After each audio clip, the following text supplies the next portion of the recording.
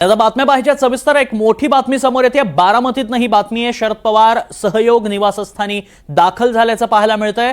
अजित पवार यांचं हे निवासस्थान आणि इथेच सांत्वनपर भेटी होणार आहेत काही वेळासाठी। संध्याकाळची वेळ ही आणि त्यासाठी सांत्वनपर भेटी इथं पार पडणार आहेत। राज्यभरातील कार्यकर्ते इथं उपस्थित असतील। तर यासाठीच आता शरद पवार देखील सहयोग या निवासस्थानी दाखल झाले। बारामतीमधील सहयोग निवासस्थान हे केंद्रस्थान होतं। अजित पवारांशी निगडीत हे स्थान त्यांचं निवासस्थान आणि इथेच आता सांत्वनपर भेटी पार पडतायत। शरद पवार सुनेत्रा पवारांच्या भेटीसाठी इथं दाखल झालेत आणि पवार कुटुंब देखील इथं उपस्थित असल्याचं पाहायला मिळतंय। सध्या कोण कोण आहे उपस्थित जाणून घेऊयात। आमचे प्रतिनिधी मोहसिन शेख सध्या संपर्कात आहेत। मोहसिन, शरद पवार पोहोचल्याचं कळतंय, कोण कोण उपस्थित आहे या सांत्वनपर भेटीत? पवार हे पोहोचलेले आहेत आणि या ठिकाणी रोहित पवार देखील उपस्थित आहेत आणि शरद पवार हे सुनेत्रा पवार यांची भेट घेताना आपल्याला पाहायला मिळतात आणि त्यामुळे एकंदरीत सकाळपासून जी सगळी चर्चा सुरू होती आहे।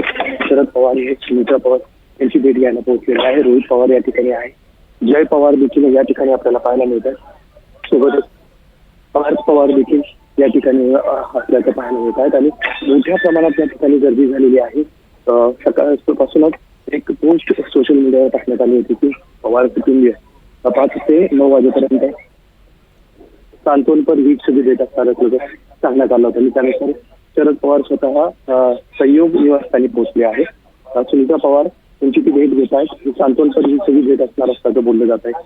मात्र कालपासून या सगळ्या चर्चा सुरू आहे। पुन्हा एकदा पवार कुटुंबियांकडून दोन्ही कुटुंबियांकडून एक मेसेज देण्याचा प्रयत्न केला जातोय की या सगळ्या ज्या चर्चा सुरू असल्या तरीही राजकारण वेगळं आहे आणि पवार कुटुंबीयचं नातं वेगळं आहे आणि पवार कुटुंबीय नेहमीच एकत्र राहिलेलं आहे। यापूर्वी देखील आपण बघितलं की शरद पवार आणि अजित पवार यांच्या जेव्हा अजित पवार हे राष्ट्रवादीतून म्हणजे वेगळा गट त्यांनी तयार केला त्यावेळी देखील अशा सगळ्या चर्चा सुरू झाल्या होत्या। मात्र त्यानंतर देखील दोन्ही काका पुतणे एकत्र आल्याचं महाराष्ट्रानं पाहिलेलं आहे आणि सतत ज्यावेळी पवार कुटुंबियांमध्ये कुठेतरी दुही निर्माण झाल्याची चर्चा होते त्यानंतर दोन्ही पवार कुटुंबीय एकत्र आल्याचं पाहायला मिळतं। आपण व्हिज्युअल जर बघितले तर या ठिकाणी सुनेत्रा पवार देखील या ठिकाणी पोहोचलेले आहेत। त्यांच्या बाजूला जय पवार उभे आहेत।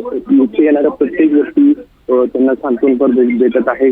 अनेक जण आपल्या आपल्या आठवणी देखील थोड्याफार सांगण्याचा प्रयत्न करतात। मात्र मोठ्या प्रमाणात या ठिकाणी गर्दी झालेली आहे। रोहित पवार आपल्याला आपण जर बघितलं तर फ्रेममध्ये आता पाहायला मिळतात। रोहित पवार त्या ठिकाणी उभे आहेत, सुनेत्रा पवार उभे आहेत, जय पवार या ठिकाणी उभे आहेत आणि राज्यभरातून राष्ट्रवादी पक्षाचे कार्यकर्ते असतील किंवा अजित पवारांशी संबंधित जे सगळे लोक आहेत ते सगळे या ठिकाणी पोहोचतात आणि सुनेत्रा पवार यांची भेट घेताना आपल्याला पाहायला मिळतात। अनेक जण आपल्या आठवणींना उजाळा या ठिकाणी देताना देखील पाहायला मिळतात आणि त्यामुळेच कुठेतरी सकाळपासून जी सगळी चर्चा सुरू होती की शरद पवार आणि सुनेत्रा पवार यांची भेट घेण्याची शक्यता आणि त्यानुसार आता शरद पवार हे सहयोग निवासस्थानी पोहोचलेले आहेत। सुनेत्रा पवार यांची जी सांत्वनपर भेट घेणार आहे। मात्र अनेक गोष्टींबाबत देखील या सगळ्या यावेळी चर्चा होण्याची शक्यता आहे। त्यात विद्या प्रतिष्ठान येथे अजित पवार यांचं मोठं स्मारक उभारण्याची जी चर्चा सुरू होती सकाळी देखील बैठक झाली होती।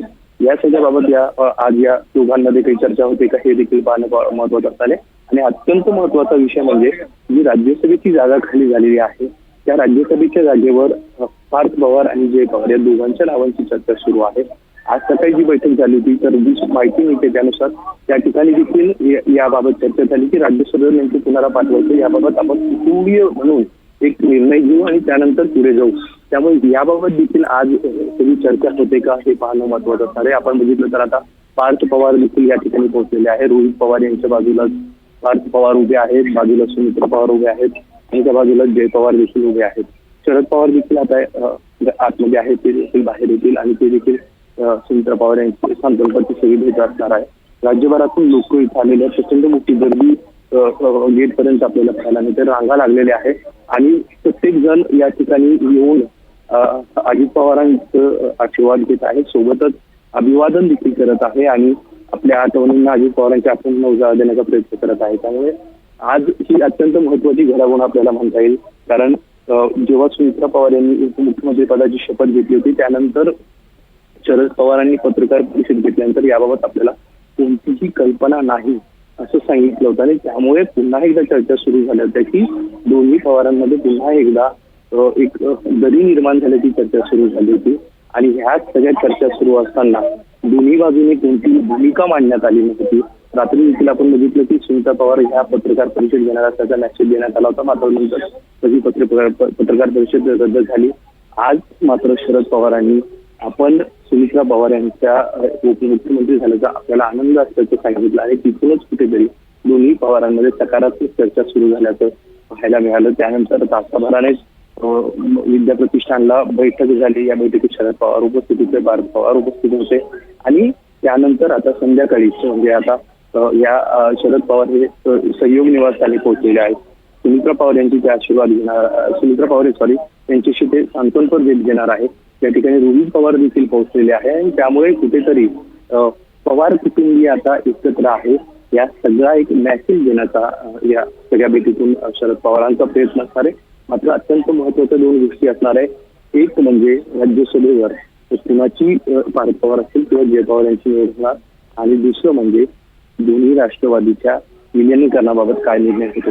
कारण कालच आपण बघितलं प्रफुल्ल पटेल यांनी दिल्लीमध्ये पत्रकार परिषद घेऊन आपण राष्ट्रीय अध्यक्ष पदासाठी इच्छुक नाही किंवा आपण त्या शर्यतीत नाही असं म्हणत स्पष्ट भूमिका मांडली होती आणि त्यामुळे आता राष्ट्रीय अध्यक्ष कोण होणार याची देखील चर्चा सुरू आहे. साहजिकच राष्ट्रवादीमधल्या सगळ्याच आमदारांनी सुमित्रा पवार यांच्या नावावर संमती दिली, तसं लेखी देखील दिलेलं आहे. त्यामुळे आता या सगळ्या चर्चांवर काय निर्णय होतं हे देखील पाहणार. खरं आहे आणि काय नेमक्या चर्चा होतात हे पाहणं महत्त्वाचं असणार आहे आणि वेळोवेळी तुमच्याकडनं या संदर्भातले अपडेट्स घेत राहू मोहसिन. धन्यवाद.